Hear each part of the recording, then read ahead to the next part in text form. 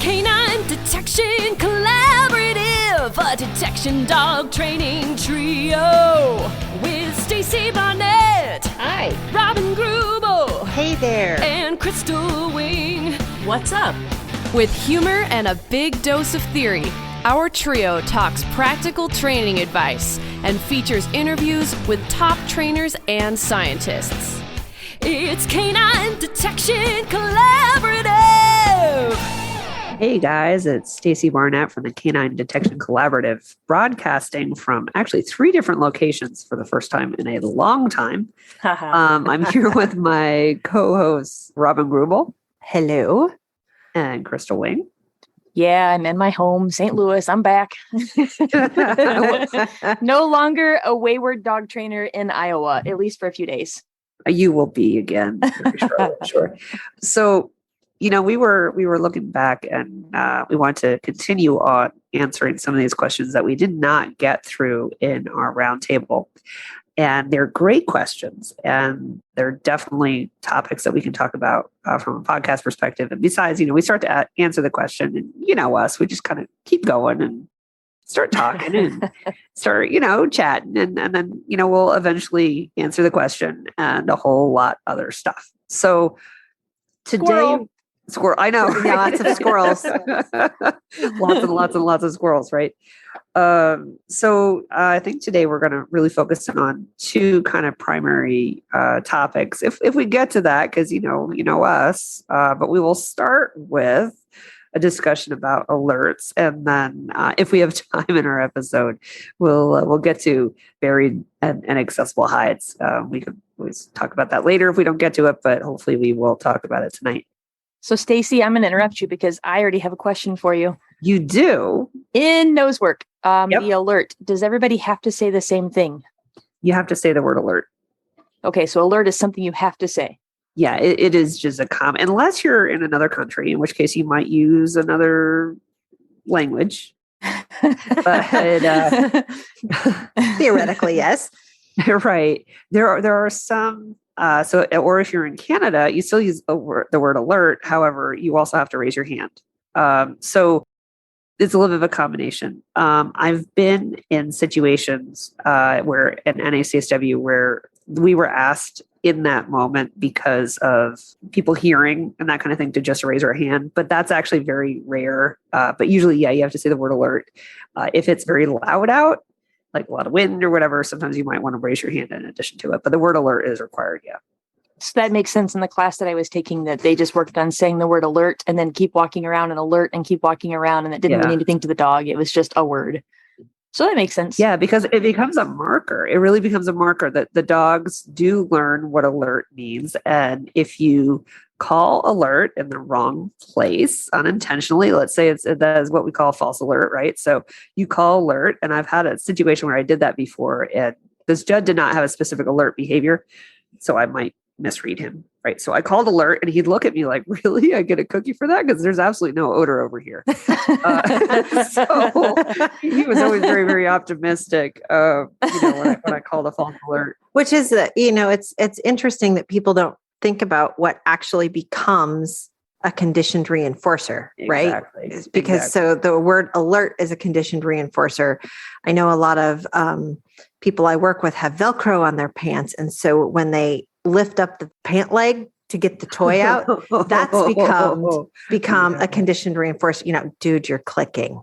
Yes. Even, yeah. So and they'll go so far as to take off the Velcro off their pants. I'm like, just use. Well, then something else will do it. Yeah. I'm like, just go ahead and use a clicker. It's the same concept. You just actually are harnessing the power of it. But anyway. Or the crinkle of a plastic bag, or so many things. Reaching for the bag, even putting your hand on your hip or hand in your pocket. Stepping in, like you know your dog's getting toward the heights, you step in. Right. That stepping in is also a conditioned reinforcer. And if you use, and I think people don't realize this, if you use your marker word, which by the way, I do not suggest using alert in training as a marker word, because then you're going to be in a trial. And what if you're wrong? Right. And it might be, you might want to time it slightly differently depending upon what you're actually working on.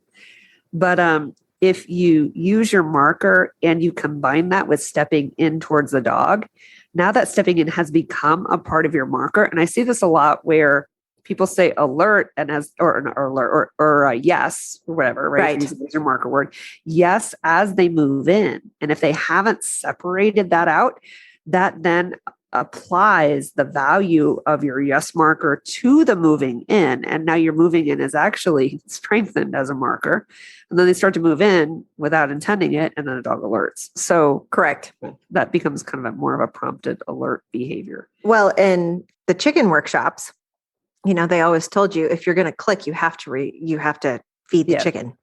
Yeah. And it actually became the way I learned to be much better at my observation skills. Yeah. Because you can very easily click stuff that you don't want. And then you got to pay it. And when you're working with the chicken, they learn really fast. And then you have a chicken that stands still instead of moves. So speaking from experience. Yep. Successfully train my chicken to stand still. And look at us. We're kind of already answering one of the questions. One of the questions was maybe the best way to catch oneself cueing the dog when solo training. Oh, yeah. Videos. Yeah, video. And then look for all the stuff you guys just said. Yes. Right. Yeah. Are you doing any of the above? Yeah. Are you shuffling your feet? Are you raising your eyebrows? All of that stuff. Exactly. And when you listen to Susan Garrett, she always talks about the thing before the thing. Yes. And so it's when you see the dog react, why did they react? Rewind your video and see what you just did to cause that reaction. Exactly. And I often tell students, I'm like, when you're videoing and sending me videos, I care about what the dog is doing. I want to see both of you in the frame, but if I'm going to see anybody in the frame, I actually want to see you. Yep. Because I can figure out what the dog's doing pretty much by what you're doing. Yeah. And unless you've gotten one of the things that I learned also at chicken workshops was the whole concept of being suspiciously still. Yeah. Right. And it became, how still can you actually stand? Yeah. And when I'm doing odor work with the puppies, I go back and I watch the videos and I'm like, wow, I think I may have come really close to mastering the suspiciously still badge because I'm standing there giving the dog absolutely no information. And so it's out doing its thing because I'm working on a very specific set of stuff. Right. With the puppies. And that means the hands stay at home. So they're down by my sides. I don't raise my eyebrows. I don't shift my weight. I barely breathe. All of that sort of stuff until the animal does what it's supposed to do. Then that click happens by just moving my thumb, or my whistle happens by just blowing through the whistle, and then the party explodes. Yeah. So hard to do. The flip side is you have to be careful that you don't become suspiciously still, right? Correct. When they get an odor. Otherwise, the dog's be like, oh, well, I know they're hiding around here somewhere. Right. Because that also becomes a cue. Right. Yes. Right. In addition to that, that answers another question that you guys have on here. Look at us go. I know. We'll get through all of them. Another question, then there's just another piece to this. You just have to add a couple more words. The question was, what is the best approach for addressing consistent duration of the TFR? The toy motivation is high, and once I am seen, she occasionally breaks knowing it's playtime. Oh, you know what? The dog probably has an internal timing device. Like dogs are, we're really funny as human beings, right? We have, if you pay attention to somebody and their timing of their clicks when they're working duration, what you're going to find is a lot of people use the same duration all the time. And what happens is the dog starts to anticipate that duration. So whenever you're trying to create a duration response, you want to make sure that you vary the amount of time that you're asking for that duration so that you become a little bit more unpredictable. That would be my thoughts there. And I totally agree, because so what the dog has learned, that you appearing or walking towards them means that their toy is coming.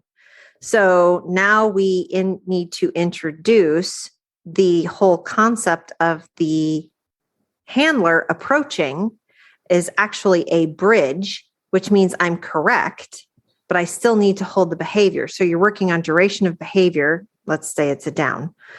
And you work that specifically and differently than how fast the dog responds to odor and all of that other stuff. Duration is its own. I mean, because if you talk about, you look at, okay, how do you measure learning?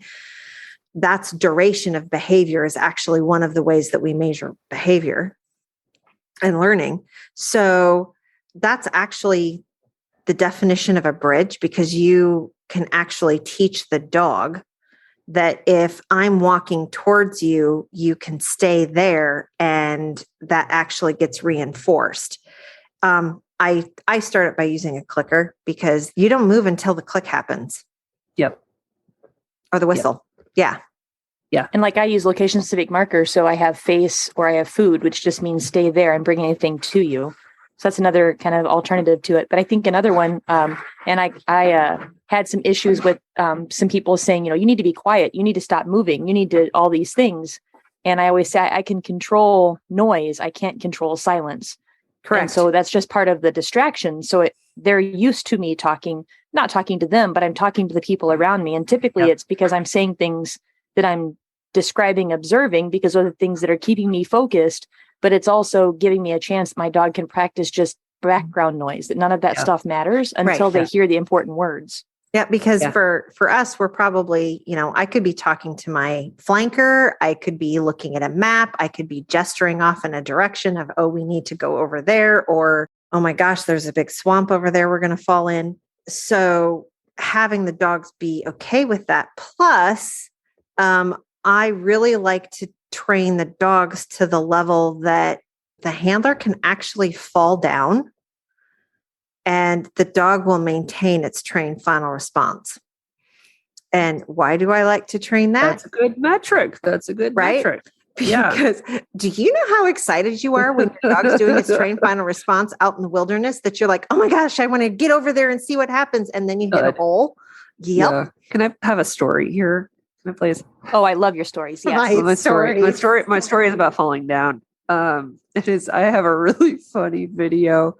It was hilarious. It was painful, but it was hilarious. No, not this one. This was painful to watch. Oh no, it was awful. It was so awful, but it shows independent behaviors. I was practicing agility with Brava. This is last year. I'm recovered now. It took me a while though. I was practicing agility with Brava out in the side yard, and I was just doing a basic, jump tunnel, right? Actually, it was tunnel and jump tunnel, and I'm going along these jumps, and all of a sudden, I guess my hip froze or something. Well, I came down straight on the leg, and I actually tore my hamstring, and I fell forward flat on my face, and you hear me go oof right as I fall. Brava I dropped the ball. The actual squeaky ball. So I dropped her reward. She picked up the ball, and now she's doing the entire sequence herself. And you hear me groaning and her going squeak, squeak, squeak, squeak, right? And she's jump, tunnel, and then she's doing the whole thing. And I'm sitting there. And anyway, it was very painful. I had to have a friend come and drive me to the emergency room. It was really, really bad. But yeah, so she was able to maintain her sequence, and which she absolutely did not need me. Right. Well, we tell people be more than Uber, right? You have to be more than just the thumbs that drive them around, because that's actually the fluency metric that I'm like, I really like that whole concept. I just show up and the dog does the thing. But then you have to be like, well, now you have to participate, because you're the search strategy person. You're the scent theory person. You have to make sure the dog's covered the area and all this stuff. So even though we say be more than Uber, we'd still really like to just be Uber. So way to bring us back, Robin. I try. Bring us back, right? So on topic comment, which is a surprise. On topic comment. I am. Here's another surprise. I'm an extrovert. There's another surprise. Really? Yeah, I know. So the way extroverts process information is it comes out of our mouth. Right. So this is just how we think. It comes out of our mouth and then it goes into our brain. So out the mouth and then it goes in the brain and we think about it. So it's out the mouth in the ears. And when I'm searching, you'll hear me kind of talking a little bit, because honestly, I'm processing information. So I may like just do those little noises, little chit chat or whatever. And it is just how I process information. So my dogs honestly are really used to it's not too much chit chat. It's at a level that just is not that distracting, but they're kind of used to a little bit of talk. So then if I'm searching and I'm teaching and I'm talking, like they don't really care. They're like, just mom's running her mouth again. So, it's funny because sometimes in our world, you can actually tell where people have gone to school or who they've trained with. Because for example, there's the shuffle. Yeah. If your dog is getting into odor or you're working and they'll do the whole, gee, let's keep walking forwards. Then you walk backwards. Then you step and walk in place and do this whole thing because you don't want to become a cue for the dog where you stop and the dog's like, oh, this is where we get odor. That is a cue though. It is a cue. It is a cue. The shuffling is a cue. You're not going to do that naturally. I know. Yeah. The shuffling is a cue. So it's kind of like, well, pick your poison. Yeah. Yeah. The shuffling is the cue. And as soon as you start to do that, the dog gets an idea that they're near the hide.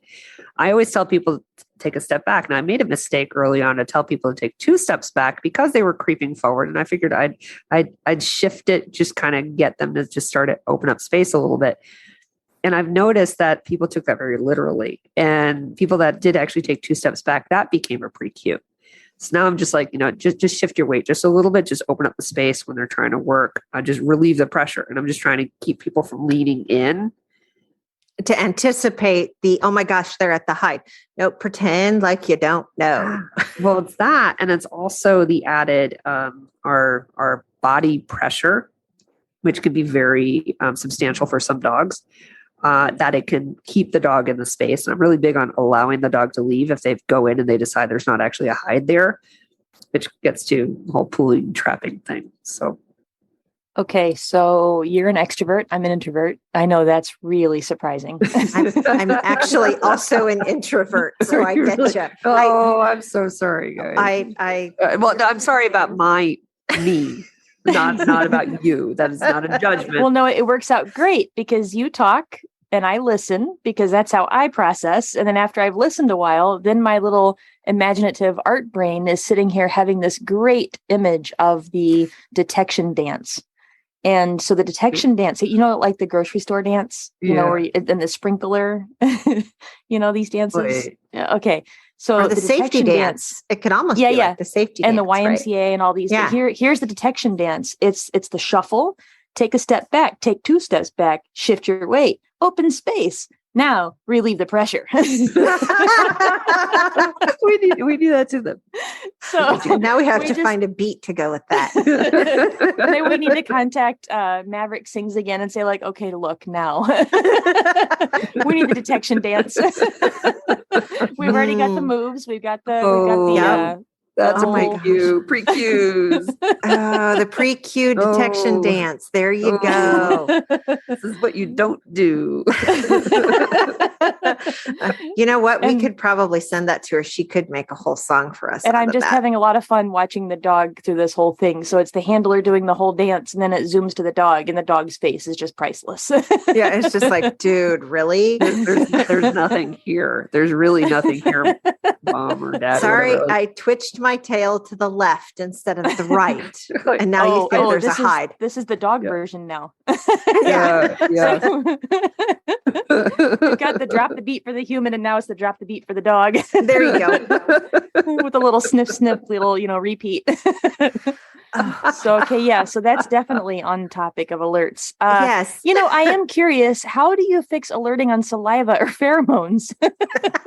There was no way to transition to that, so I'm just going in. No, there's no segue, no good segue. No, we're there. My suggestion on that is to try and set up an opportunity for someone to run ahead of you where one, the hide can be safely placed, the other dog alerts, and then the hide is removed. So that's one option. The other option is to have a dog come in and play with the toy. There's no odor there whatsoever, has never been odor there. Have the dog come in, they play with a toy, they do some fun, exciting stuff where the dog is getting heavily reinforced in that area because then they theoretically had the pheromone dump. See if you can get the other handler to touch the dog's nose on items. So then you get the saliva, like nose touches, and then come in and work your dog in a blank room. And then go to a different room where maybe they've done the same thing and put odor in a different location, not where all that stuff is at, and run that. That would be my suggestion. If you're using essential oil, though, keep in mind that our residual is potent. It is so easy to transfer residual with essential oil. So, okay, so then don't do that. Yeah, that would be really tough there. Ideally, you meet up with somebody who, like, actually, this is great. When I came out to work with Robin, and we worked all the dogs, so we had all different kinds of odors out. We had essential oil, we had narcotics, we had explosives. The odor, anyway, and just a little footnote. It was the odor.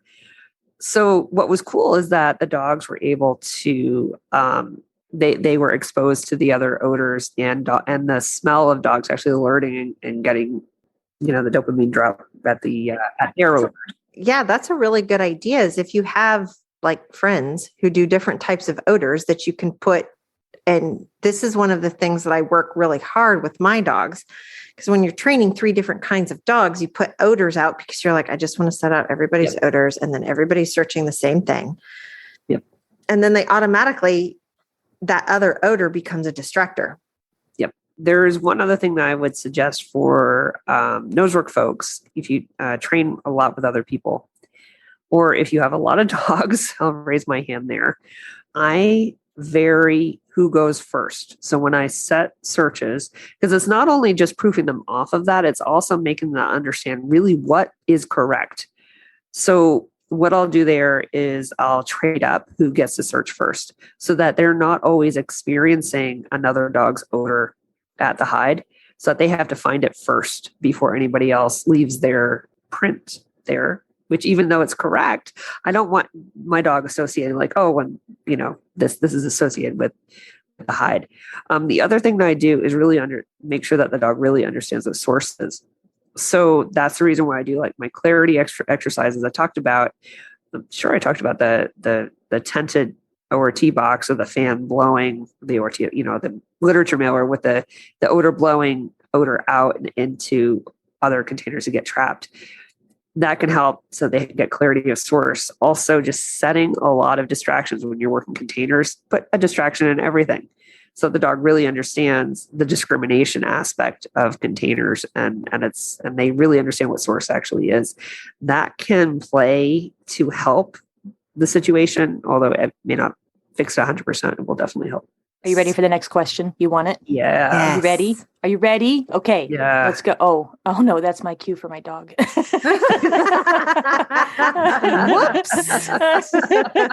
And I have a terrible teenager. So, okay. Yeah. This question is a little bit longer. In what situation would I ever need to ask my dogs to reindicate on a found hide at a scent trial or the infamous show me? I primarily compete in AKC and PSD. I'm not sure if this is more of a tracking thing, which I've never dabbled in, but hope to. A few of my friends do this in class, and I have no idea why. It's never something I've asked my dogs to have taught, or I have taught. Okay, first, what is PSD? Performance Scent Dogs. It's a smaller organization that's regional, and it's done in some regional areas.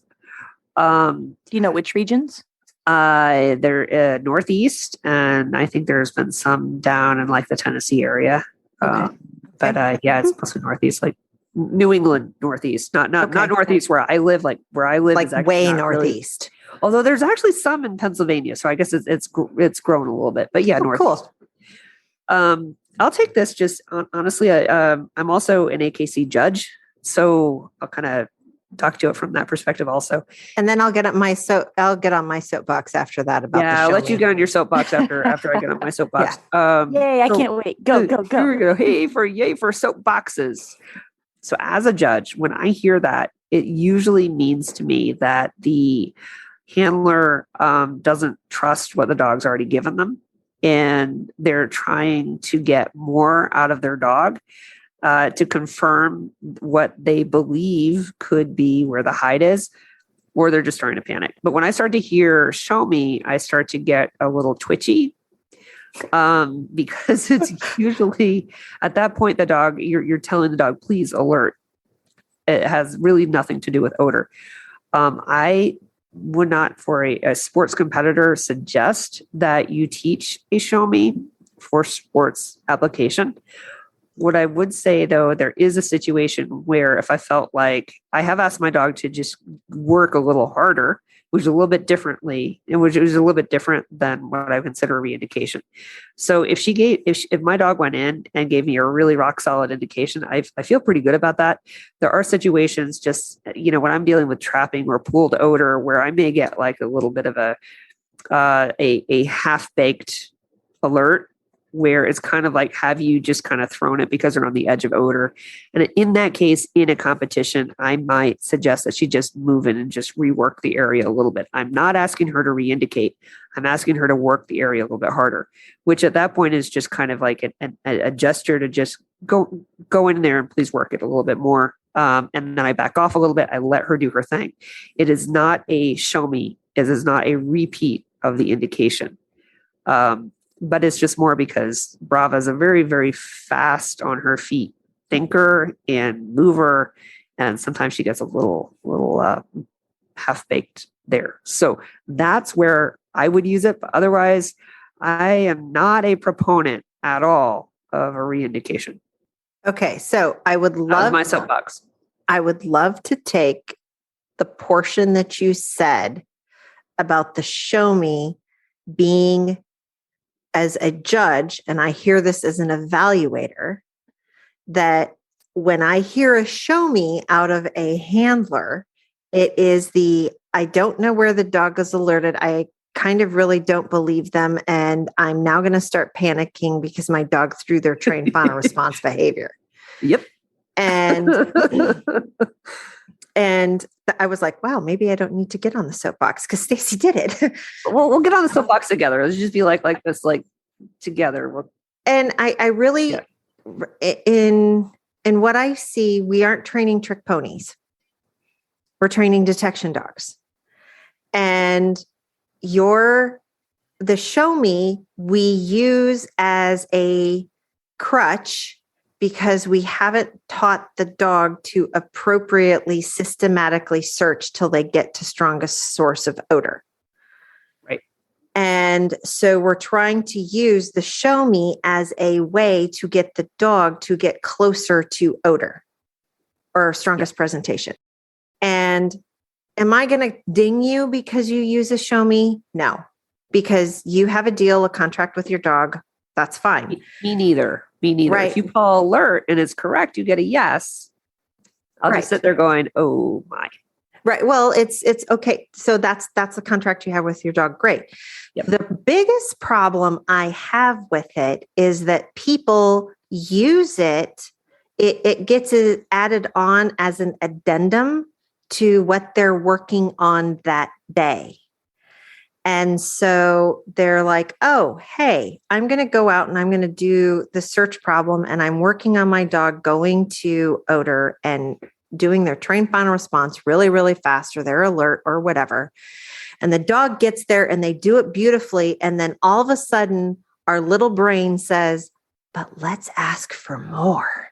Yeah. And we have scope creep because now we're like, show me. And the dog's like, okay, I just did. Nose poke. Or paw. And then you're like, look at me. I'm such a good trainer. I'm going to ask him again. And you ask him again. And they're like, well, sure. And then in Crystal's example, after about the third time, the dog's like, well, is this not what you want? And the dog wanders away. Or you have a whole bunch of additional behaviors that have then been put in that chain when really. Right. Because they experiment. Right. Then really what you want to have reinforced was the dog got to odor and did the fast behavior.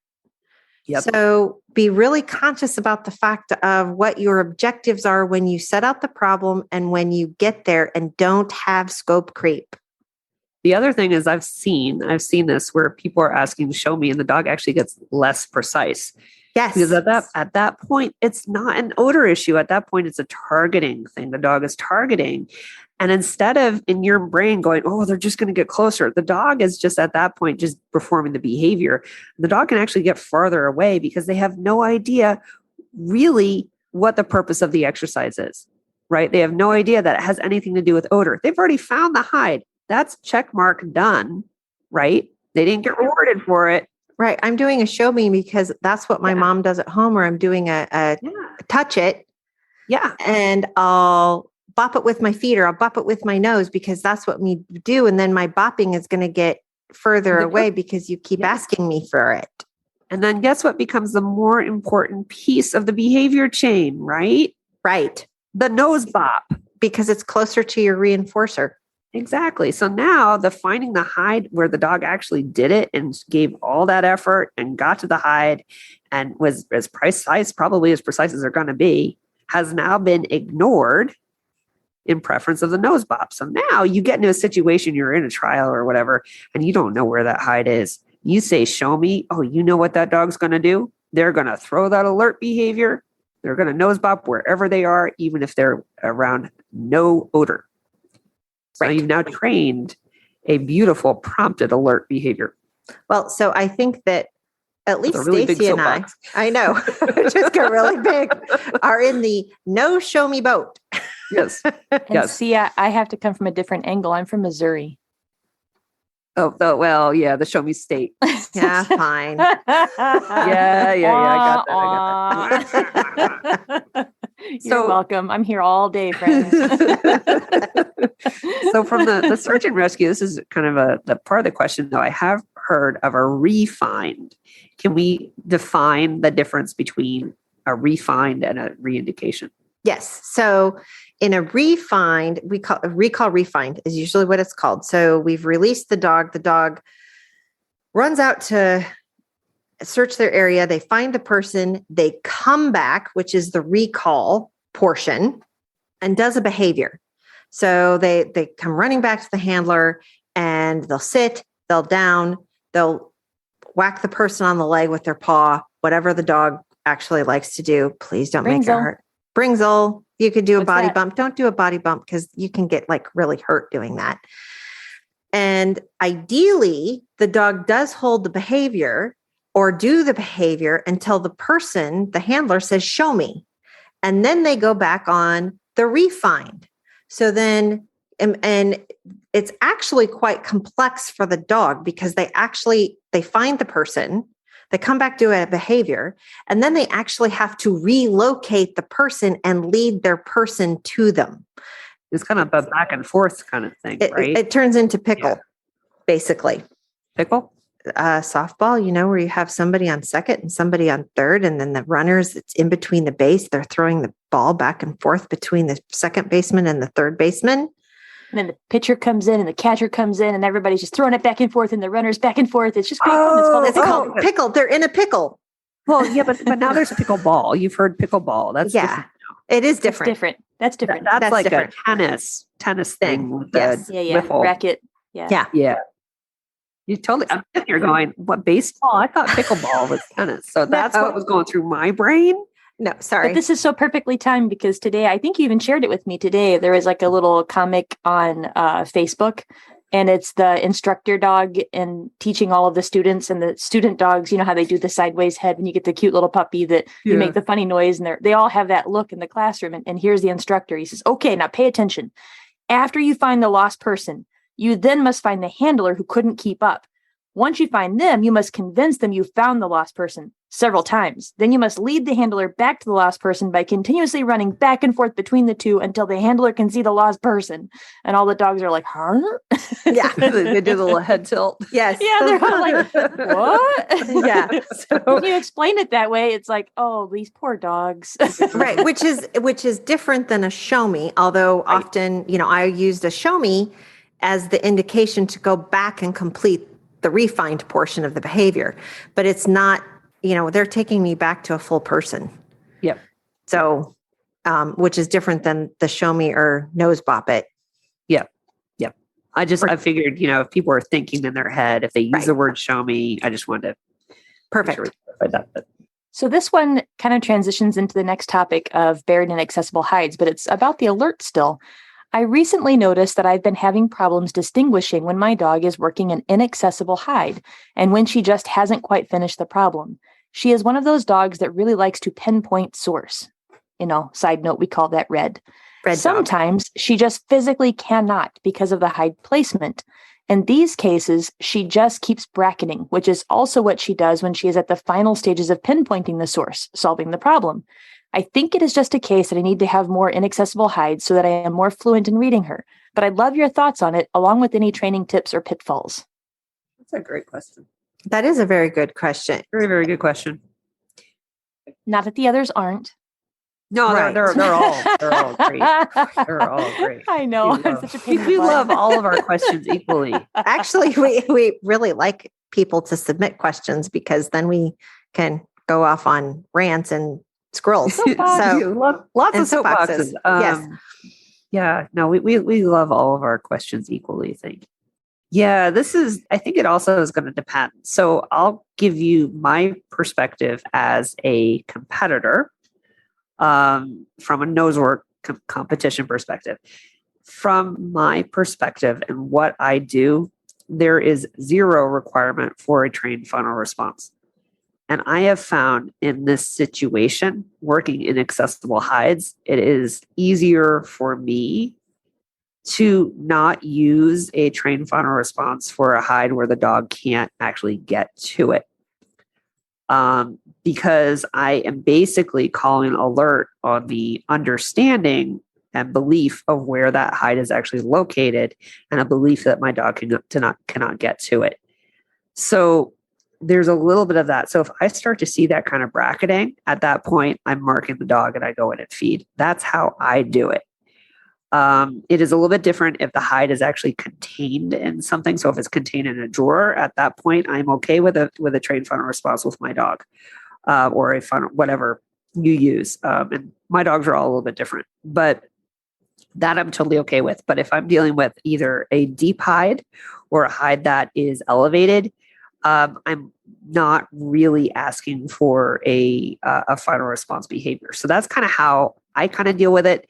I like to be able to, in training, know where the hide is located so I can start to interpret what the dog's behavior is giving me. And it's that understanding and being able to read the dog that helps me.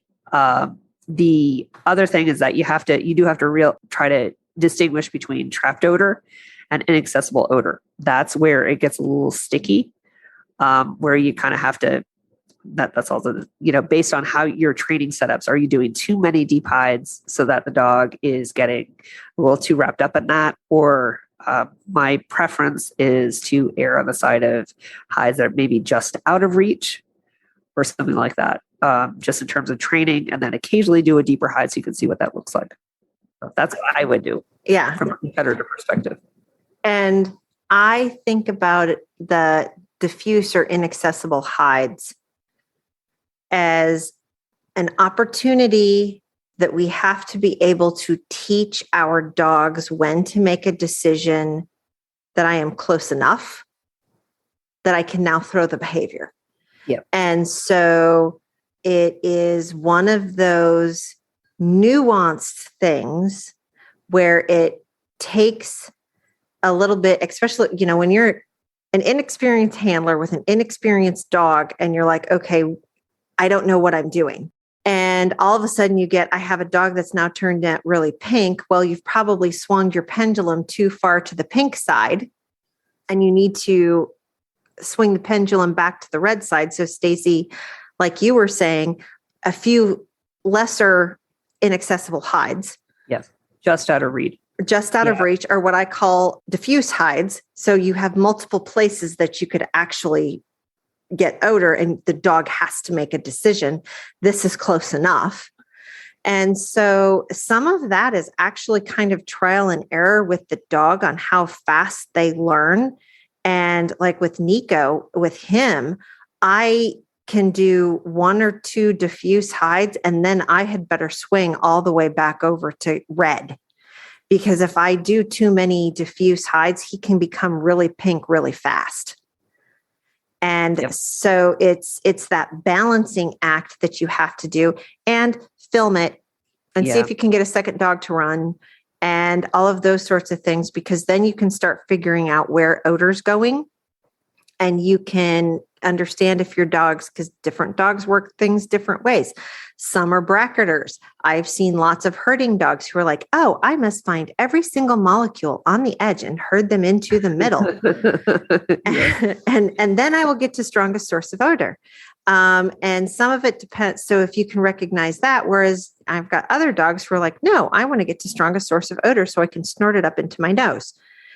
So it's having dogs that work differently on finding odor helps you make a decision on hide placement and all of that sort of stuff to get to understanding your dog. Plus, like I think I already said, film it. Yeah. Go back and watch it. But that's actually a really good point, that it's kind of like, no matter what answer we give, there's never a one size fits all answer. That's the only absolute in dog training is that there's never an absolute. Correct. Right. So if I look at like Brava, for instance, who is so pink in her natural tendencies, I have to be really, really, really careful with how many deep hides I do.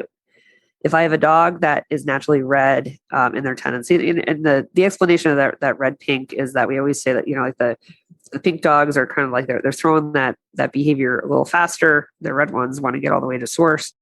And we've mentioned this in several of our episodes. But if I have a dog that really, really wants to get to source, then I could probably do a little bit more. I can do more deeper hides with those dogs. So you really have to make an assessment of your dog and what kind of dog you have, what kind of behaviors they give you when you go to set those hides. There is never one size fits all. Agreed. So the question, I'm going to follow up. This is my question. You say film it, video it, watch it. What are you watching for? We don't like your question. No, we love all questions we equally. do love all questions. I'm just joking. I'm joking. We love all questions equally. I do feel like I give that advice to a lot of students where I tell them to film it and watch it, but then I don't always tell them what they're looking for. So can you kind of follow up with some of those thoughts? That's a great question, actually. That is a great question. And the things that I'm looking for when I am going back and watching these videos, the dogs have learned, as you start progressing in their odor work, how to actually source out problems in a very specific way. And it's actually, I believe, different for each dog, because each dog learns slightly differently, and they have learned, and you can tell, oh, this dog has learned that if I come into odor, I must search low, then I go high, then I search seams, then I do all of these things. So you're actually trying to watch that whole chain of behavior from first odor acquisition, that nose hook, all the way into where they get strongest source of odor. And I think I've said this before, the game that I play with my brain is, can I call the exact second or millisecond the dog makes the decision to do their trained final response before they actually do the behavior? Because that means I have trained my eye to recognize all of those behaviors in a precise chain. And we were having the discussion this weekend while we had a workout weekend. Being able to train your eye to recognize that from 20 yards is different than having your eye recognize it from 5 feet. Yeah, it is going to look different. It is going to look different. The other thing, and in addition to that, I also look for, I actually read the dog's energy. And I'm not talking an aura. I'm not reading the dog's aura here. I'm talking more the dog's intensity. And you actually will see a little bit of an emotional shift in the dog when they get to the hide. It's almost like they're going, aha, right? And before they give you the kind of the behavior. And that's like a little moment of intensity. So I like to try to see like the intensity, the shifts in intensity as the dog starts to search. So I'm looking at that and the behaviors that the dog's giving me. That could be helpful. The other thing is also pay attention to where, if you're videoing yourself, which is great, and not just the dog, what are you doing? Are you starting to step in towards the dog? Goes back to our previous comment.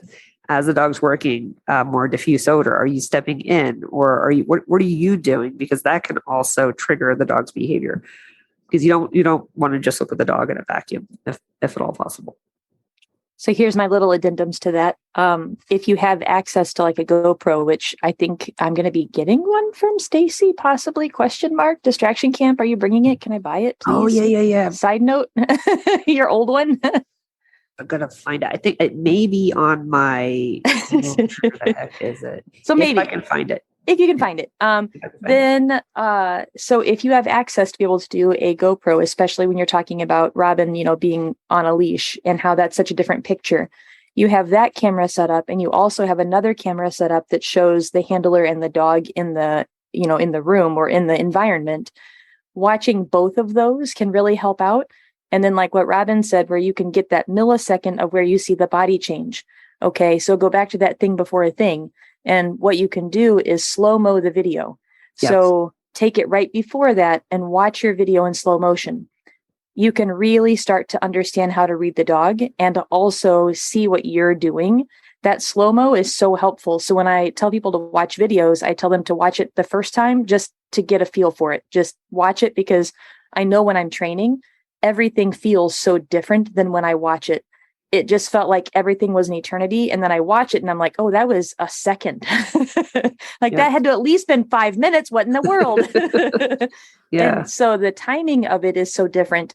I watch it again so that I'm paying more attention to what the dog is doing and the reading the dog part. And then I watch it again to see what I do.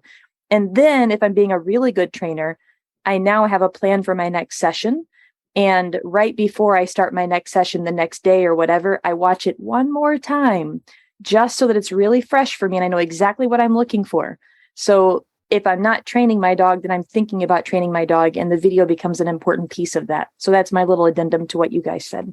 From a technical perspective, if you need to figure out how to watch it in slow motion, because that's a really great point, if you upload it to YouTube, you don't have to share it with anybody, right? And you go to watch the video, there's an icon at the bottom. It looks like a gear. Mm-hmm. If you click on the gear, you can change the speed that you watch it. So if you're looking for an easy way to watch something in slow motion, that's a way to do it. And even a lot of the phones, just the video player in the phone has it built in now, where you can just kind of drag and play kind of slowly. And the thing that Stacy taught me that I'm trying and I'm just really not any good at is uploading videos to YouTube and then putting the title of the video as a really obnoxious thing that describes everything that I did in that video. Yep, that's the way to do it. So that I can go back and find it again one day. But yet I probably have 80 videos from this summer that are in my phone that I haven't done that to a single one. So I love the advice. Well, and so one of the things that I learned from Steve White eons ago, and I was just out like cruising around his website because I'm like, I know it's out there. He talks about watching a video 7 times, and you go back and you watch as you're watching through the video. You are making notes on all of these different things. And wouldn't you know, I found it. And he's using it as a tracking and scent work assessment guide. I'll include a link to the document because it's on his website in the show notes. But it has an on column and an off column. And, and what's in the left-hand side are things like pull, nose height, breeding, cadence, crabbing, circling, tail, and head swing.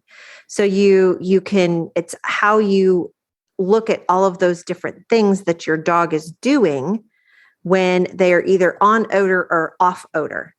And so it might be helpful for people to think about that as they're going through and watching their videos. And then I like to tell people you got to watch it the 8th time so that you watch what you're doing in response to what the dog's doing.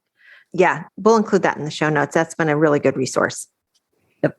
It's kind of like the handout that I give my functional obedience class about play, giving them specific things to look for, with their body language of their dog. And then that goes into the whole, you get it though. But knowing what to look for, I think, is really important. And so when you're videoing anything, whether it's, what we're talking about now with alerts or fixing inaccessibles, you need to know what you're looking for. And that's part of your criteria. And so even thinking about that as part of your training plan. So all the important stuff, criteria, timing, rate of reinforcement. Oh my goodness, the magic sauce. The magic sauce of dog training. So I think we've kind of ended our questions that we have for these topics, with the exception of some really big questions that could be an entire episode. So takeaways, let me hear them. Oh, remember that you're training a detection dog, not a trick pony. And I think one of the big things, some of it comes back to objective-based training for me. Make sure that you have a really, really good goal when you set stuff out. If you're trying to swing the pendulum on your dog, make sure your hide placement reflects that. And videotape, record stuff, right? Yep. And then you understand that that's actually part of your training time for us to be able to go back and watch those things, because it will tell you, okay, maybe my hide placement was a little off. Or if my hide placement was absolutely spot on. I think that would be, because you can use it as a teaching moment because your dog will tell you. Yeah, and I would say my takeaway is to think about your markers, the intended and unintended. And if you can, try to keep your markers distinct and not get them muddy by adding motion plus verbal, because your dog will always listen to motion more than they will listen to verbal. So that can add clarity to your training. And I think my takeaway is simply look for the detection dog pre-cue school of shuffle dance. Maybe we need to have a verse writing competition on Facebook. Oh, that's a good idea. We've got the hook. Yeah. That's a good idea. That's a good idea. We'll have to figure out what we'll give them. Ooh. Ooh. Give them a hard time. That's what my dad always says. Yep, we can do that. Maybe we can come up with a merch thing or whatever. Yeah. But I think when you're watching your videos, start looking for the canine shuffle, the detection dog shuffle. Yep. Yeah. We definitely need a song verse, so that would be great. Yes. Oh, well, thank you, ladies, so much. We did the roundtable, we did the discussions, we're doing the questions, and we still have so many more. So I'm looking forward to our next set of answers, I guess. Yes. Coming soon to a podcast player near you. Make sure you check out our Facebook and our Instagram, and for sure, look at the show notes because we have some cool stuff there linked with Steve White and all of our stuff as well. Canine Detection Collaborative. We appreciate the time you spend with us. If you liked this episode, not only should you follow us so you don't miss the next one, but please also rate and review us in your favorite podcast app. For info on collaborating with us, go to k9detectioncollaborative.com. That's K9detectioncollaborative.com, where you can find our socials and pick up our latest monthly freebie. Join us again to talk training in the next episode.